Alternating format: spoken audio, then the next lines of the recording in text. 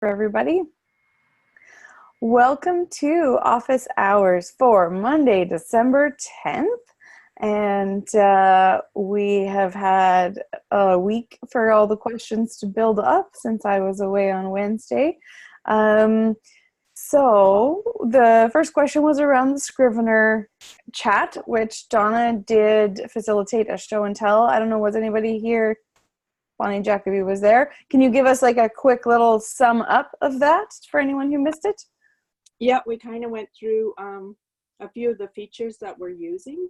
And then near the end, I kind of did a little tutorial if you've never used Scrivener before, because I had to try to teach Leslie, and I found that there were some things that really threw her just with the layout and stuff. So I kind of went through a tutorial and said, here, ignore this.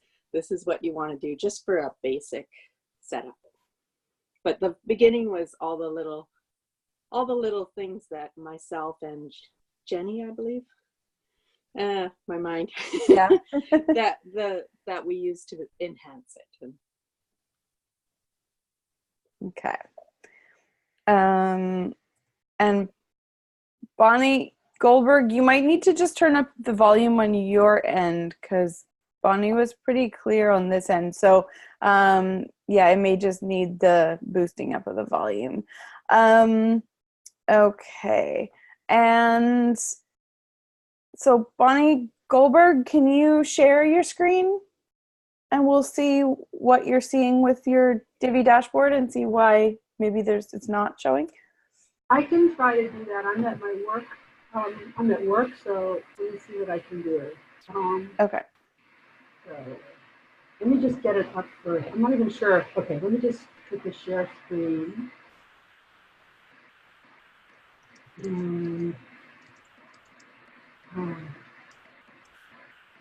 Huh. Okay, I'll take this screen.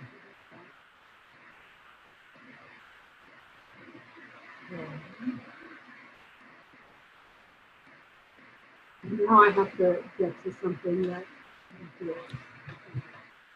Okay. So we see the My Courses screen. You do? Yep. Oh, I don't want you to see the My Courses screen. You can just open a new tab on top of it. Okay, I see it. I'm a little confused, but that's okay. I got it. Okay, here we go. And then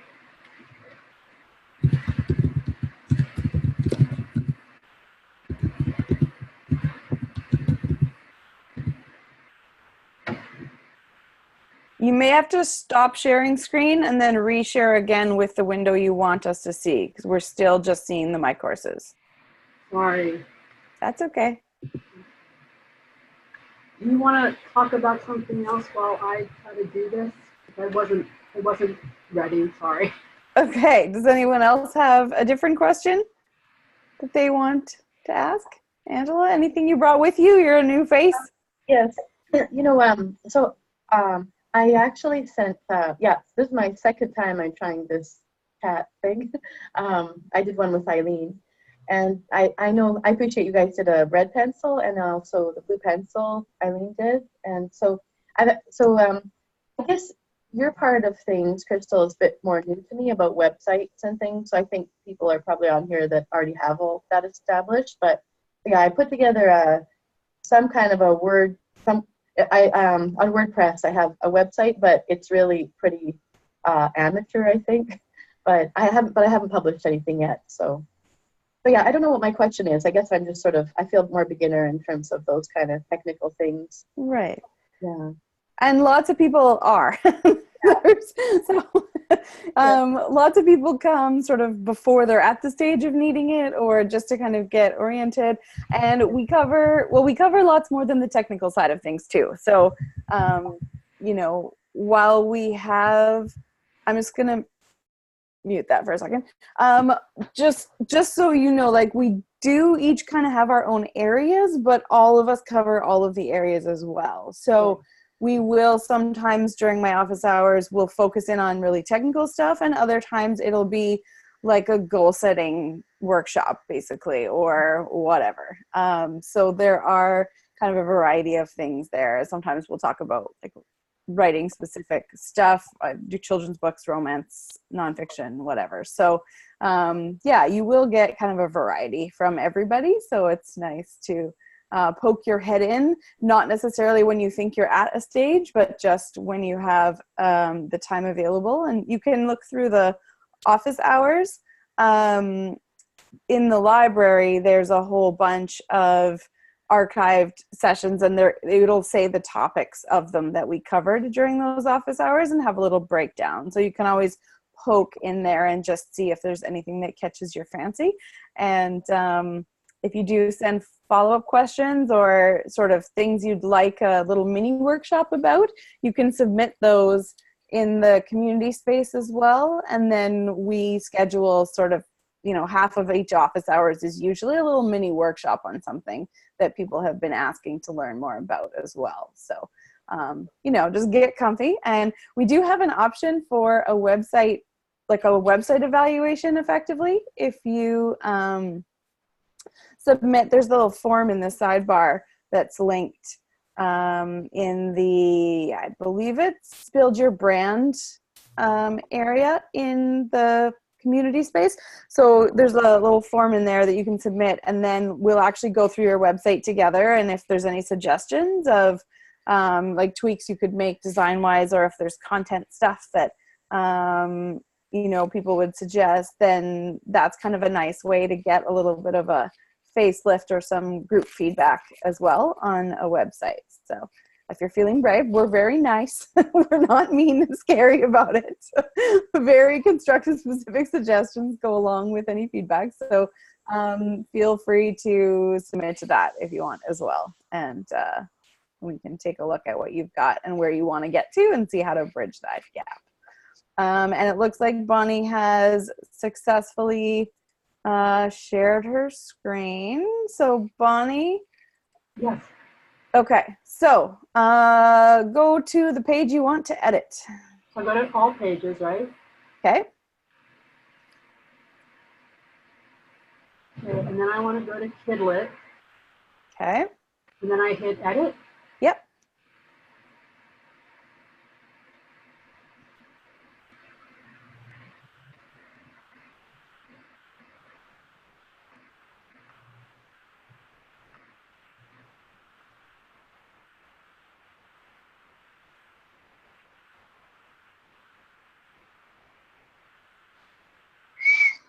This is what I get. Okay, so Figure out what to do. yeah, so WordPress has done an update which has activated the Gutenberg editor, I think. So let's see here. You see where there's updates for your plugins? Down there on the left-hand side, there's plugins, and there's a little 2 with a circle beside it. Yes. Okay. So first thing we're going to do always is go in and update any plugins that need updating. Anytime there's a WordPress update, you want to go in and do that to make sure that it's not going to be causing problems. Sometimes things autocorrect from that. And so what do I do? So it says there's a new version of All-in-One SEO available. You can click on the Update Now button. Where's the Update Now button? So there's a big orange flag right underneath the plugin, right? Yep. So go to the right, and there's blue button. There's the blue words that say Update Now. Yeah. And then just wait till it stops spinning. And then we're going to do the same thing. You can see that the Divi Builder plugin has an update. So anytime there's an update for Divi Builder, it's going to muck something up if you don't do it right away. Okay. So start there, and then we'll go back to your page, and we'll see it maybe that it looks completely normal again because it was just waiting for that update.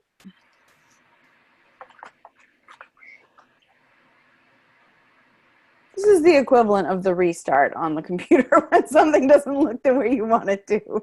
When in doubt, go find the updates.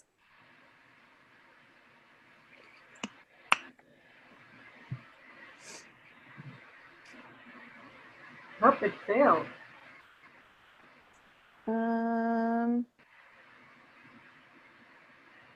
Okay. Check back in a minute. All right, will do. It may just be that your site hadn't finished coming out of maintenance mode, which is when you upgrade these plugins. While that spinning is happening, it sort of freezes everything. Just hit the refresh at the very top of the screen. Yeah, the dragon tail by the house.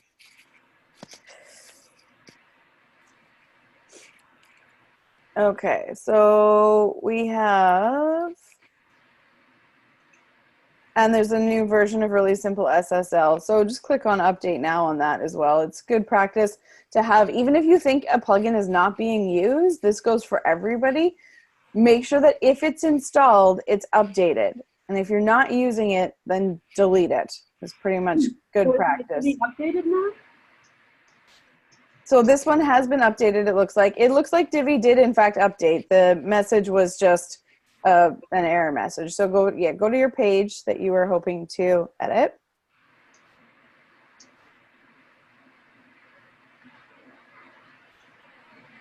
Okay.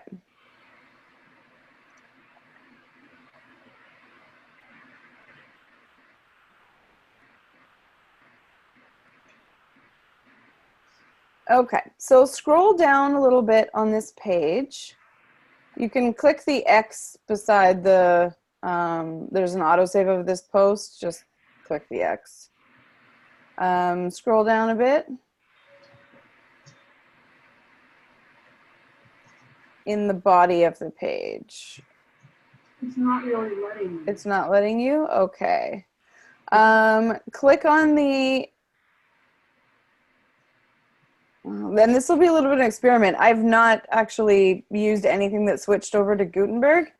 So this will be fun. So the little gear on the settings at the top, you've got on the right-hand side, you've got a bunch of options that are, This one, setting? yeah, so settings, just to see what's in there.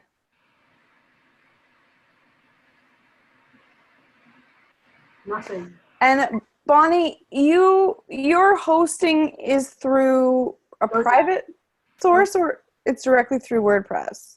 You've got GoDaddy, right? Right. Yeah, I think they forced an update. So Teddy was just saying in the chat that her web designer sent out an email to her customers saying to hold off on updating to WordPress 5 until January because there's some bugs being reported. But sometimes some of the hosts force an upgrade basically every time that a new version comes out. I got my notice from GoDaddy that they updated yesterday. Yeah, so click on the view page button. There's a couple different editors on the top of the screen. In the blue bar at the top of the screen, there's a new and then a view page. Click on the view page. Yeah. Yeah. Yeah, menu? Leave, yep. Divi has two kinds of editors. There's one that works from the front end and one that works from the back end. So the back end editor is what we were using, but for right now, because this is all weird, you can see at the top there's a button that says Enable Visual Builder. Click on that.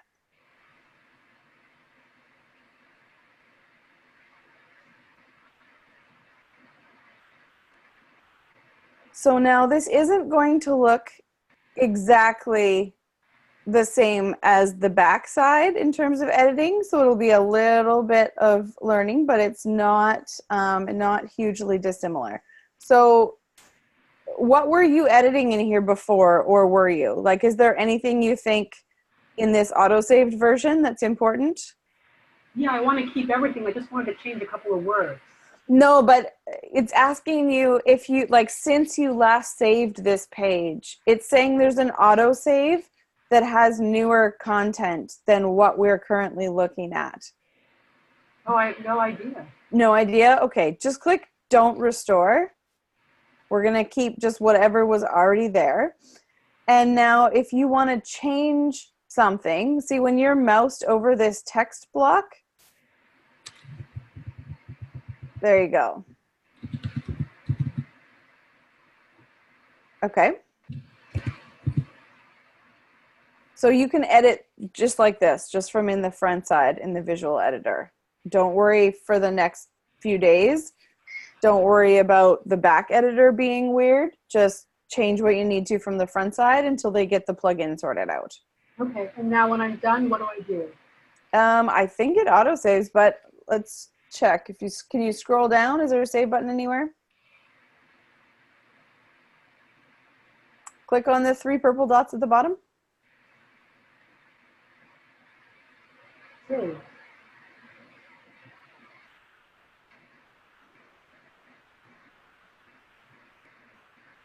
Okay, there you go.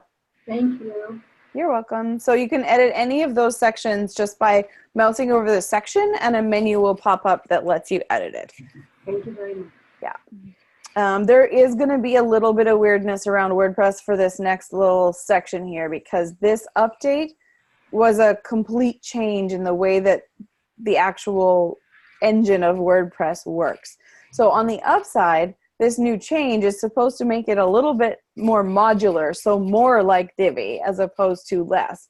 But the transition is always a little bit wonky. There's usually a week or two before the plugins have been updated enough times. So just for the next, little while, just kind of log in every couple of days and make sure you do any updates that are showing up in your plugins, and that will work out all the bugs. But don't panic if something doesn't look like what you're expecting. This happens every time they do a major update. This one is just a little more major than usual because it is a change in the whole interface, not just sort of updating a bug fix or something. Okay, so Teddy, yes, MailerLite just sent out an email, and I got several of them today from all the different ones we're signed up for. They are going to do a price increase in January, but if you already have a paid account, if you're already a current customer, then you won't be subject to that rate increase. They're going to keep it the same forever, is what they've promised. So if you're thinking about transitioning to a paid account, now would be the time to do that, even if you're not quite ready, because it will lock in the pricing on a forever type basis. And I believe their base plan is like $5 a month or something. Like, it's not a lot. 10? Okay. Up to 2,500 subscribers. Yes. Yeah. So, and they do have an annual option as well, which makes it even cheaper by month, I believe. So 30% cheaper. Yes. There you go. Teddy's done all the homework today. Well, not all the homework, because one of the questions I have is, say I'm on that $10 a month plan right now, but next month go up, have enough subscribers that I really need to move up. I wonder if I'll still be locked into the current step increase, Yes. or if that will bump me now to the new. No. Okay. That was their promise, was as long as you were in a paid plan, then pricing is grandfathered across the board. So, and they're really good about letting you adjust your plan as you need to. So like, I've had months where it went way up in terms of subscribers. But then I was weeding them out over the course of the following month, because I might, do a big promo or something and lots of people come in. And so I have, as I've like purged people, when I was getting rid of all the people who weren't active, I have actually dropped below and I've gone back down in my plan again. So they are very good about that. And if you're ever not sure, you can actually get in touch with them and say, okay, here's what I'm planning as a promo. It may bump me over, like, what are my options of how to kind of get the best deal on this? And I know they talked Odette through the process and sort of gave her some suggestions around doing a big promo and how to manage that in the most effective way, so that you don't end up with a massive sort of bill for just some temporary subscribers. So they definitely are good about having that discussion. So if you have an idea or something coming up that you're not sure about, then you can talk to them. But if you do an annual, they will make adjustments still if something changes down the road. You're not like firmly locked in forever. We also have a link for them, which I believe gets you a credit. If you're a totally new subscriber, I think it gets you a credit as well as us. When you sort of refer a friend, both parties benefit. So if anybody is thinking about signing up and you're brand new, let me know, and I'll fire you that link. I think you get a $20 credit or something. Right, $20 credit. Yeah. Bonnie Jacoby is thinking about that? Okay. I will grab you that link right after office hours and just send it to you in a message. Okay. I have mine. You have your link? Okay. Well, you can put it in there if you've got it. No, that's all right. I won't compete with you. We're actually switching over to MailerLite for our mailing list for the Creative Academy, so that's the one it will go to, is sponsoring our newsletter creation time.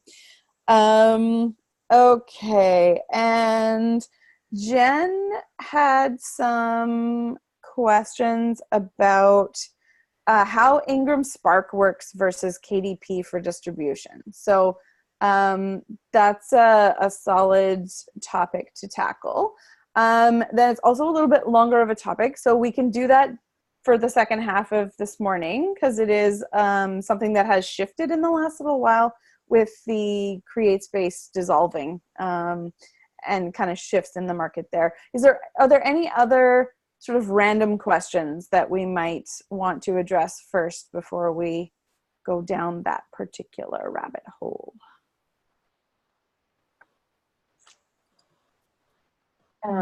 So Crystal, this is kind of unrelated to what we're talking about, but I was looking at your own website for CJ Hunt yesterday, and I saw you had all those faces of the people that live in your community. I haven't read any of your books that I just discovered that. So I was just curious, I was more curious about your own sort of marketing of that and how that works for you with having all those, you have the map of the place and the music they listen to and the recipes, and I just thought that was very, very interesting. So I know that's a random question. Yeah, random question allowed. just wondering how that works for you if you get people. And I noticed that you said that you respond to everybody's questions, or just wondering how that's worked for you. Yeah, Me. That's how you. Was it? Yeah. Do explain, since I've never heard this story, I don't think. Well, and I'm trying to remember, I first ran across your website and I couldn't figure out what the 4x4 was, or 40x40. Oh, and I read and that it forced me to go all the way around your website. And then there was that posting on your website for Patreon.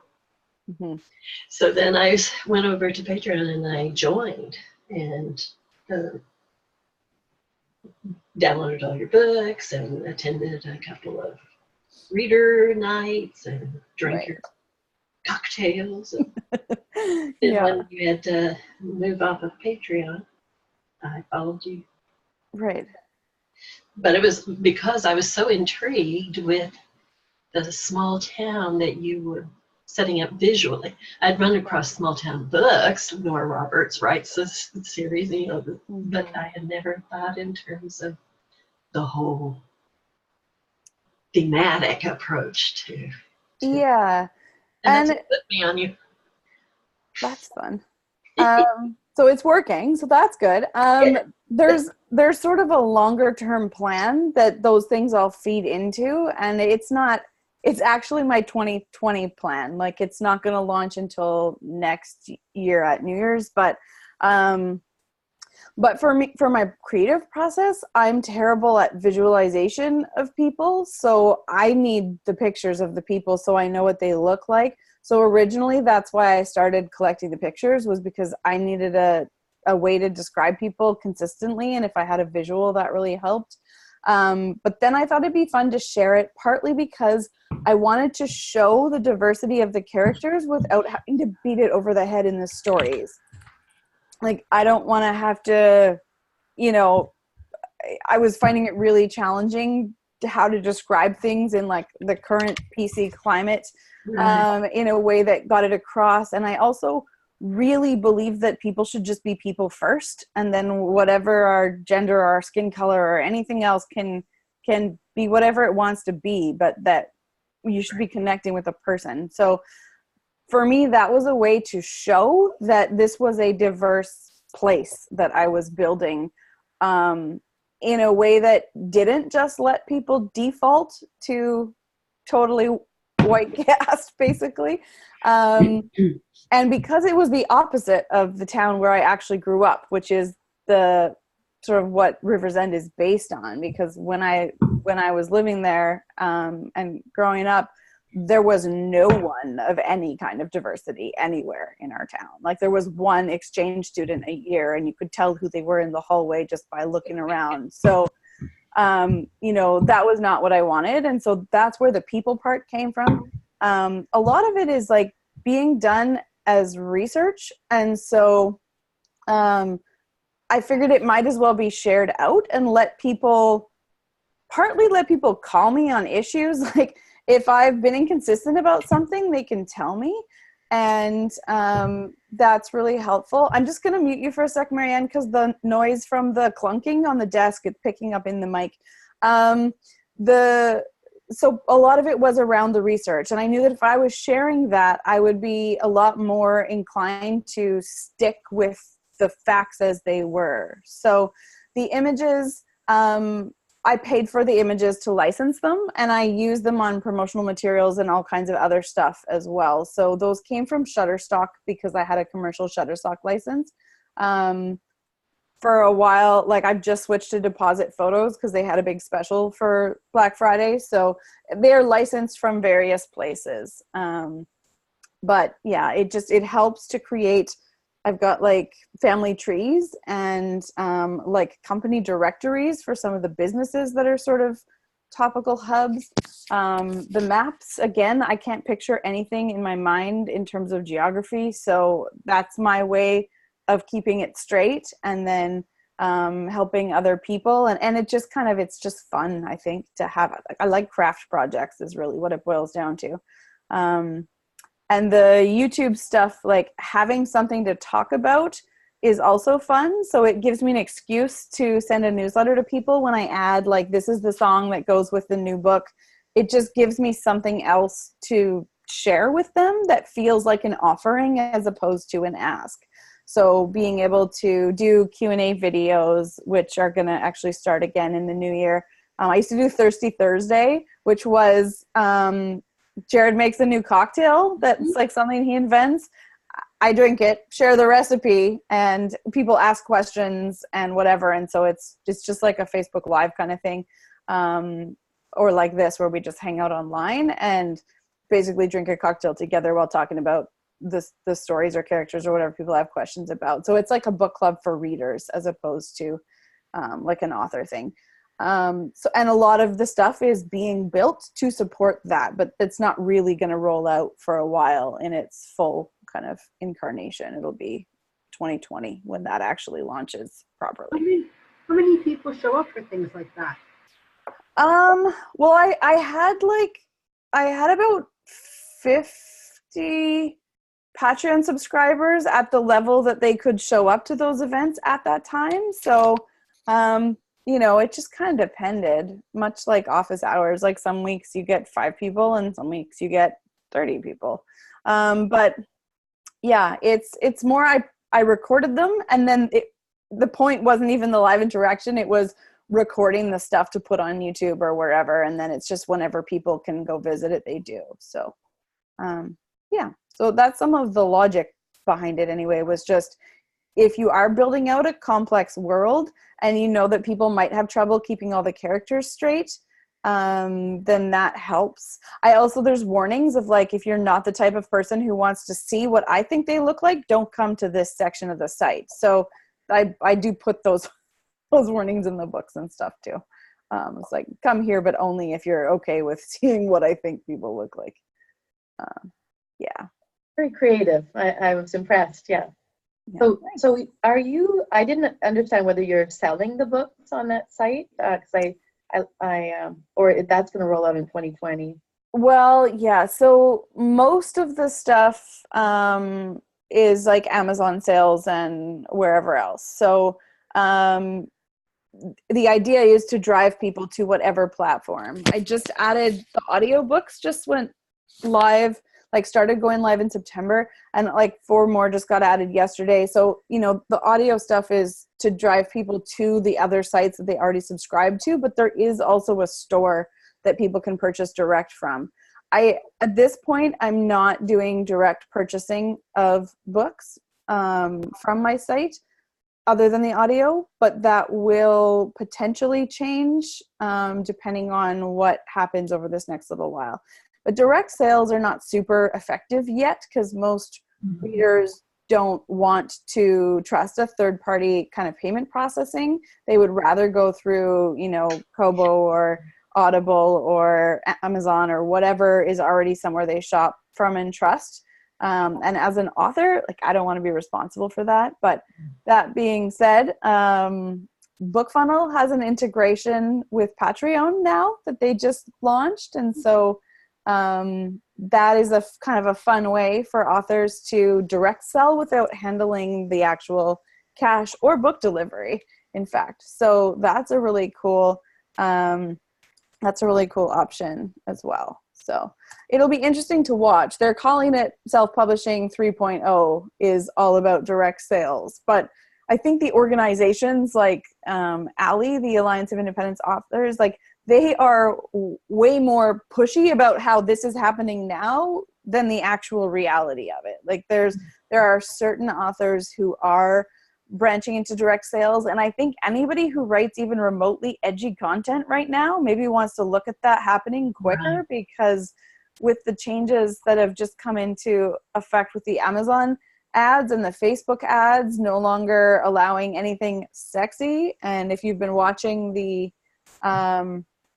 explosions on social media around that, what they're determining is sexy is slightly terrifying. Like a guy with, you know, his hand like this is all that's showing is being banned. So like, I don't know, that does not bode well for romance covers or ads, right? So then you're making a choice. So this is a whole separate discussion, but then you're making a choice of, do I not go with the genre specific cover so that I can do ads, or do I go with the cover that fits with what we've traditionally done in the genre and just hope that that sells it enough to not need ads, right?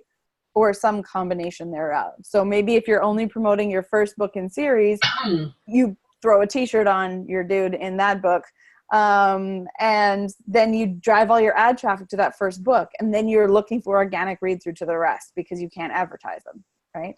So there are some choices to be made, and some people will have to make some serious adjustments to their sort of business strategy. So I think, you know, being aware of those trends and those shifts is really important. If you write thriller, or if you write horror or whatever, you also have issues in that anything that looks remotely like drug paraphernalia. So I work with a doctor who wrote a medical thriller, and there was a syringe on the cover. And because that can be considered drug paraphernalia, he was not allowed to buy Amazon ads for that book. Even though it's totally not graphic, it's on genre, it's not whatever. So yeah, there's some pretty heavy censorship at the moment that's kind of spinning around the political world. And, you know, it's a little bit nerve-wracking. The Handmaid's Tale is rapidly being enacted around us. But just being aware as you're thinking about your publishing strategy and what directions you want to go and how you're going to build your business models, it is really important to keep in mind sort of the shifting political limitations that may impact your business strategies and building for options. So that is one of the arguments that people are making right now in favor of going wide, is that when AMS ads no longer let you basically promote a romance novel if there's anything, like if there's a couple on the front, even they're not doing anything really.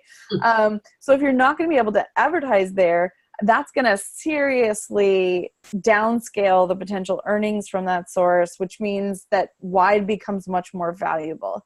So even though it takes longer to build a platform on a lot of these other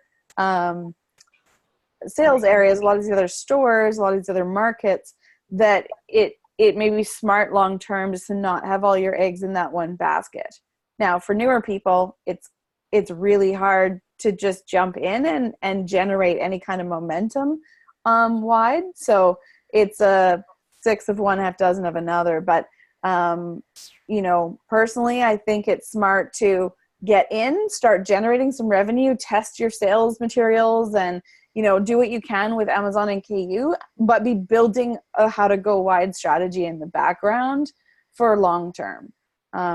So that, you know, as you add more books to your library, you can leave some in there to keep a bit of an ongoing generation of income. And then you can also add some to the wide platforms and slowly build your audience there. And then when you're ready to transition, or if something crazy goes down and, you know, the censorship kicks in too heavy or whatever it is that happens, then there are other avenues to be able to pursue, and you're not on a complete zero start space, right? Like you've got a little bit of foundation laid for going forward. So yeah. And that ties in pretty nicely to what are our publishing options. So if we have KDP Print, which is the replacement of CreateSpace, there are some advantages to KDP Print over CreateSpace in that it shares a dashboard with your KDP ebook publishing dashboard. So you can publish your print and ebooks from one place. So that is really valuable. There's also an option to a lot of the royalty reporting tools, or the things that give you a nice dashboard to look at, because the Kindle reporting dashboard is brutal right now, their old one. There's a lot of tools that will pull reports from your KDP dashboard to show you that. And so they will show you then print books and ebooks, not just ebooks. You get direct deposit payment if you're Canadian from KDP Print, which is also valuable. It doesn't interrupt when you republish a book, it doesn't pull it out of distribution and then put it back in. It just leaves it there and just starts the new version from whenever you said yes, which means you maintain your sales momentum and any other good stuff going on. It doesn't reset your sales history. So that is also really valuable. There used to be limitations in what countries it was available in versus CreateSpace. Those are all gone now pretty much. I think, I want to say Japan was the only one that was left that was different. And I think they even resolved that now. But pretty much all the same countries are available for both what was CreateSpace and now is KDP Print.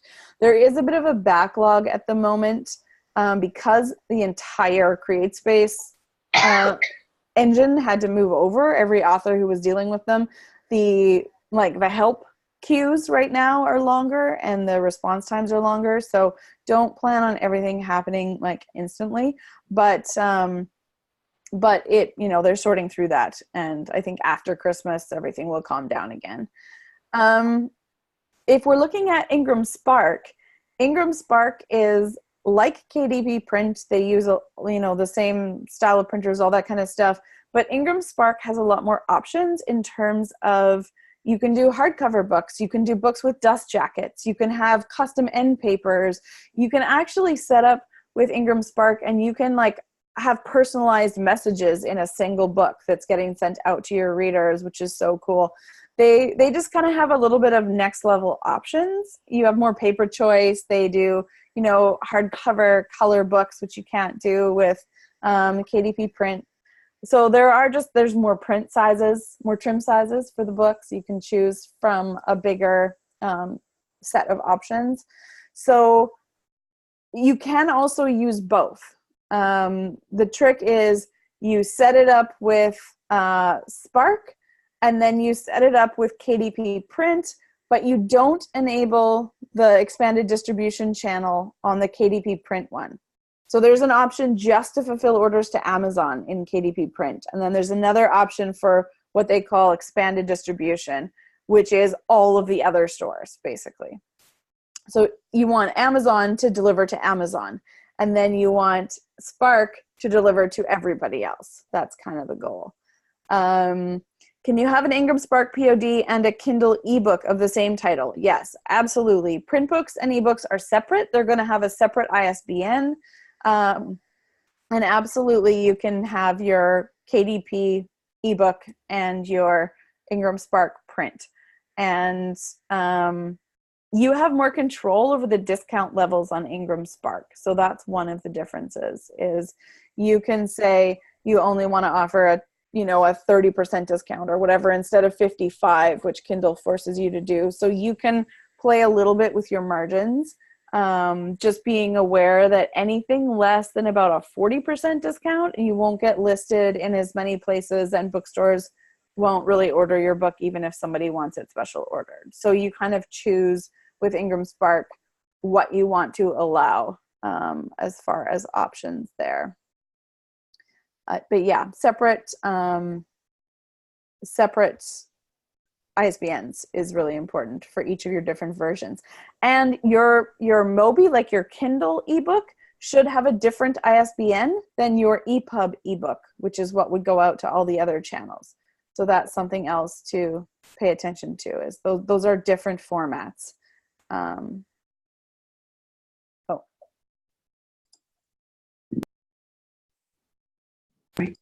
Oh, sorry. I was trying to unmute you, Marianne, and you were doing it at the same time. Just on that, when you go to the ISBN site for Canada, does it really give you the option of having the two ebook ISBNs? Yeah, so you assign them both as ebook, and then you put a notation for yourself in the little notes section that says Kindle EPUB, right? In the two different ones that you assign. So it's up to you to do that. They don't do it for you. I never did it before. Yeah. It's just nice because you can distribute your Kindle ebook through Kindle and then have the other one in all the other places. And they may have different content inside as well, because you're not allowed to reference anything to do with Amazon if you're using the like Apple as a distributor or whatever. So your actual content may be different as well as just the formats, but they do recommend that you have different ISBNs for the different formats, and you should be uploading those to the archives after as well. We can maybe do a special session on that, but once your book is published, we get our ISBNs for free in Canada, but we are responsible for making sure that copies of our books are submitted to Library Archives Canada to be part of the national collection. So the print books, you're supposed to mail 2 copies at a minimum of your print book, each book, to the National Archives, and they will put 1 book in the National Archive and 1 book in your local, like your provincial archive. So there's an actual library that has everything that's ever been published in Canada that's been submitted. And they also have it for digital work. So the digital one, you just can upload it through their website. But you're supposed to upload each format as well once the book is released. So that is something we should all be doing with all of our books. And on the ISBN track, Bonnie Goldberg saying she was on a webinar with Kristen Joy, and she said there was a disadvantage to what was CreateSpace in terms of the ISBN and the ownership of the material. So yes, CreateSpace or KDP Print or whatever, lots of these companies are willing to assign you an ISBN for free. But that ISBN belongs to them. They are the publisher. So there's multiple reasons why that's problematic. One is whenever it's listed anywhere in any database, Amazon is now listed as the publisher. So it's obvious that that's self-published, which, you know, is less and less of an issue these days, but still is a thing. And also, technically, if Amazon is the publisher of record for your book, I mean, you've signed an agreement with them that says, yes, we understand you still own this and you are just like licensing us to sell it. But that still makes me a little bit nervous, because another clause is they can change the terms of this clause at any time they want. That basically any of the contract terms they can just change at a whim. And so having someone else technically own the the ISBN for your book is a little bit sketchy. So as a publisher and as an artist, I think that it is a bit of an investment to have your own ISBNs, but I also think it's really smart. So, you know, if you can swing that at all, it's really a good idea. Also, if you ever go to republish it on a different platform, for example, like let's say you start out publishing through KDP Print and they give you an ISBN and you use that, and then you want to do a hardcover edition over at Spark, you still can't use that ISBN. You've got to get a new one. And then your books will not be linked in the same way also. Like if you ever republish a print version with somebody else, you'll assign a new ISBN to it. That original ISBN is now attached to all your original reviews and your book listings and everything else. So if you're able to be consistent and you've set it up properly right from the beginning, then that is way better for you going forward. So yeah, even though it is, like in the States especially, it's expensive to buy those ISBNs, it is a really smart investment. You know, the double ebook ISBN thing we were just talking about, is that something you can retroactively alter, or is it too late? Well, you can always assign a new version of an ISBN. Like you can just go into your account at any time and reassign that. You just need to go back and update all your files then, so that like inside your EPUB one, it's listed with the right ISBN and whatever else. So. All right. So if it hasn't been distributed much, that's not a big deal, probably. Yeah. You might want to contact them and just say, this is what I did. At this point, should I just leave it for the existing books, or is it worth changing it for the existing books, right? Because they may say, just leave it if that's what you've done so far. It's one of those things where to the actual people at Library Archives Canada, there's like the librarians who run it. And they're great about answering questions because they like things to be done properly. Yeah.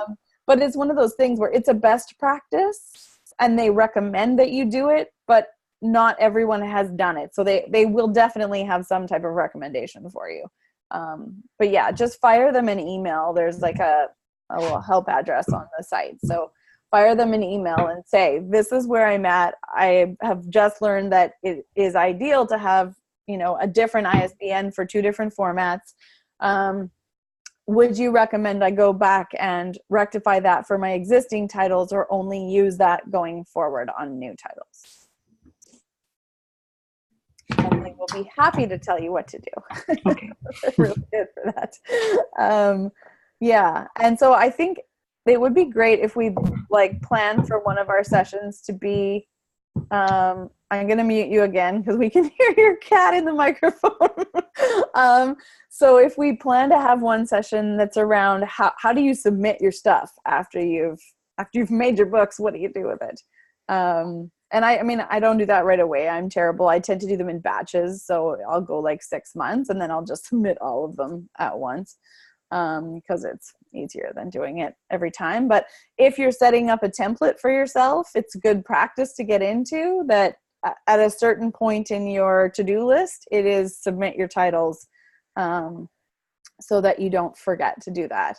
Partly because that's your legacy as an author, is to have your stuff in the National Archives and become part of the permanent cultural record of our country. It's kind of a big deal. So you know, it's nice to think that your work is going to be kind of immortalized, and it's all stored in these like climate controlled, snazzy, protected rooms, whatever. So if your house ever burns down, you know, at least one copy of your book still exists.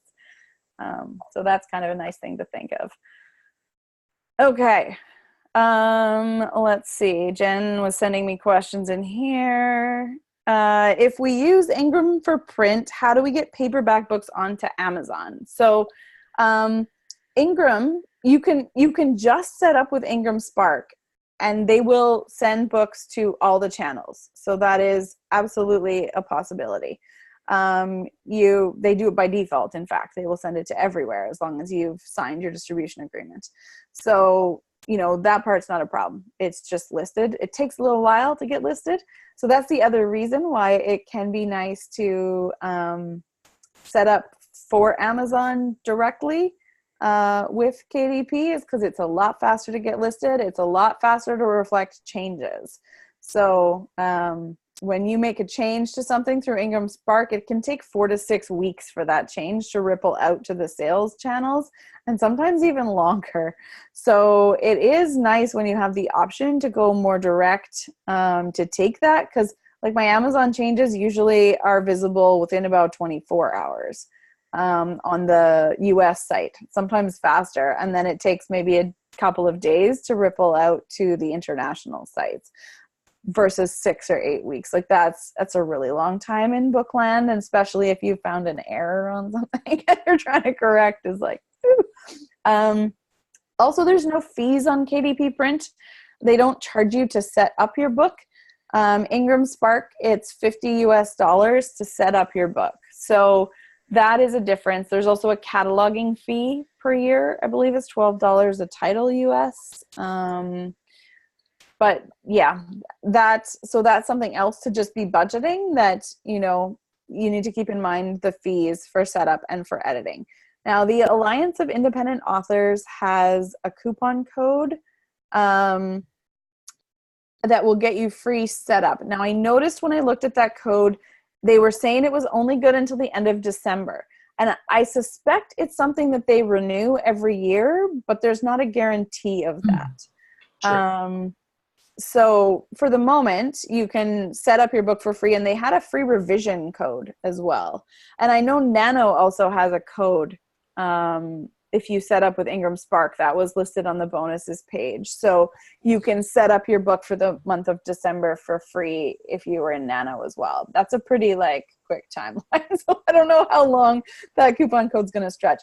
There's also a code, which is just get published, all capitals, all one word, that's in our members area. And I have been using that code for 5 years, and I don't know where it came from. I don't know where I got it. I found it online somewhere, but it has worked for 5 years. And so that one has been free book setup for all that time. It may stop at some point. I have no idea, but for now it's all good. So feel free to use that also.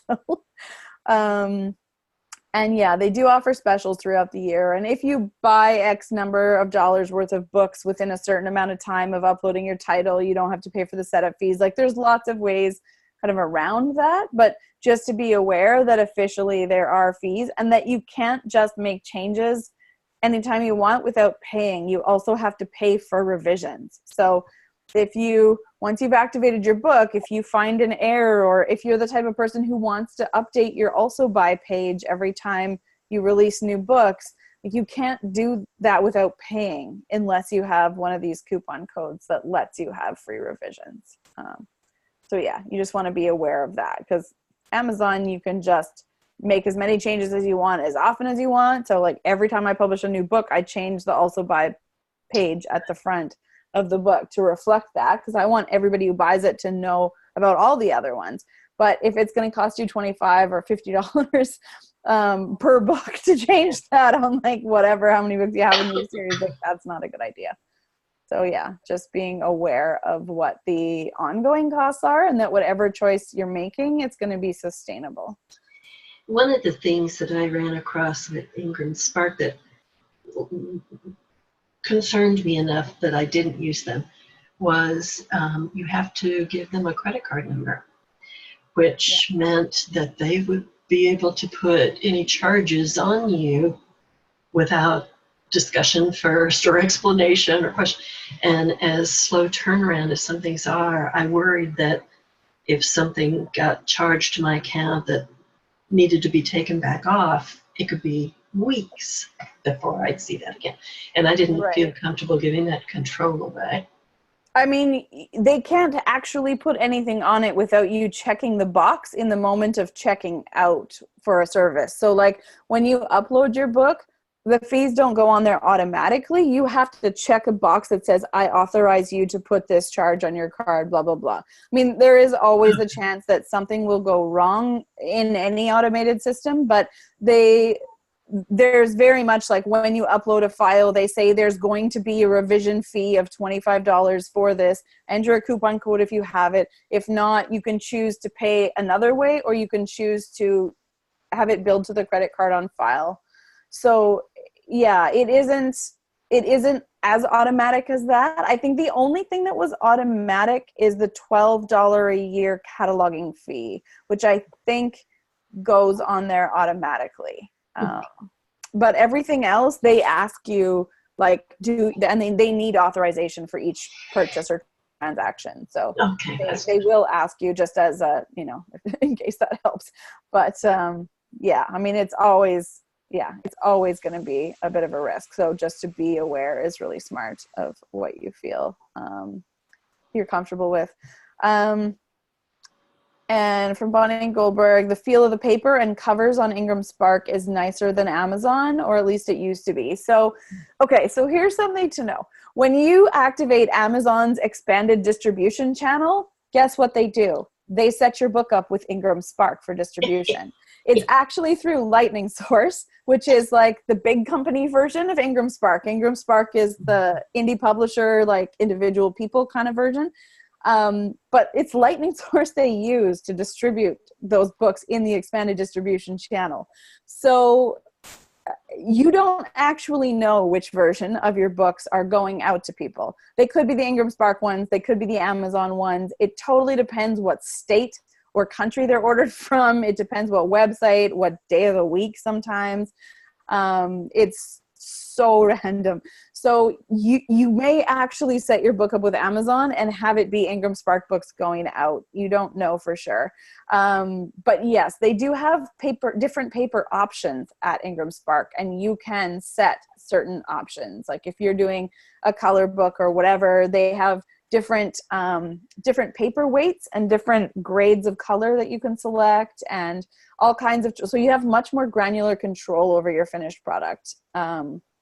In that sense, I have overall, at least back in the day, I preferred the print quality of the books from IngramSpark, but it is, like I said, it's really random, and it depends what print warehouse your book is coming out of for any given thing. I've ordered the same book from IngramSpark delivered to different people, and then compared them, and they are different. So because they have different presses in different warehouses in different places and different ages, right? Some of them have been around for a few years, some are brand new. So you don't really know. Like there is always going to be a little bit of gamble, but you have more shot at controlling some parts if you go with IngramSpark. Okay, so it is 10 o'clock and I have a 10 o'clock meeting. So I am going to just say thank you to everybody for coming and bringing your questions.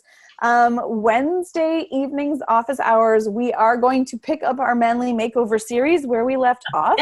I'm going to check with Donna. I don't know if they posted them, but Teddy, we recorded the story feedback, blue pencils on all 3 segments. So we have the blue pencil feedback for you. So we're going to talk a little bit about story and series strategy stuff from a like content perspective on Wednesday night. Okay. And I'll try and post those interviews today or tomorrow, or the blue pencils today or tomorrow, so you have a chance to listen before we're discussing it. But yeah, we will be tackling the next stage on that. Plus, if anybody has, your page to text stuff for Bonnie, yes. Okay, I think the easiest way to tackle that is I'm actually going to put some recommendations for you into the GLIP community so that you can get links to some websites and tools and stuff as well.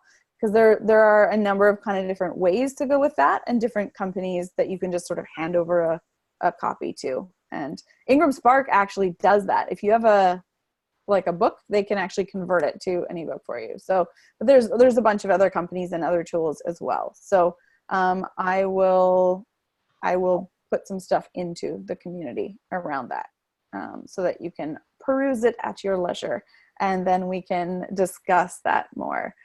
I'll put it in the publish your book section, Bonnie, and then you'll notice it. I'll tag you, so it'll pop up on your thing. All right. Thanks so much, everybody. And we do have a writing sprint tonight at 7 p.m. Last Monday night writing sprint of the year, or at least last organized one. We can all write on any Monday night we want, but last organized one is tonight with Lisa. So if you want to pop in and do that, that's great. Oh, Mastermind's good too.